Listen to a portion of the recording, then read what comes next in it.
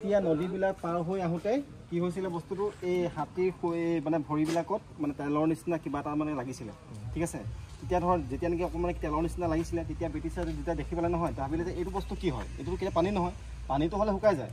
কিন্তু তেলটোতো নুশুকায় তেলটো নুশুকাৰ কাৰণে কি হ'ল যে চালে যে এইটো নিশ্চয় কিবা এটা হ'ব লাগিব তেতিয়া কি কৰিলে ব্ৰিটিছে য'ত নেকি মানে সেইটো বস্তু পাইছে ন পানীটো সেই পানীটো আনি পেলাই এইকেইটা কেৰাহীত বইল কৰিছে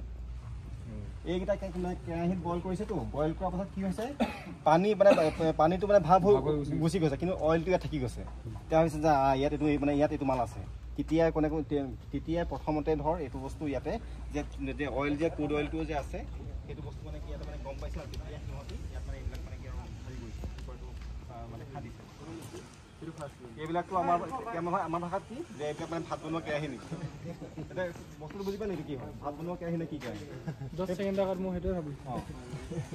ভাত বনোৱা মানে বস্তুটো মানে যিটো নেকি অৰিজিনেলটো সেই পানীটো আনি পেলাই যিটো নেকি ধৰ পানীটো পানীটো ইয়াত মানে বইল কৰিছোঁ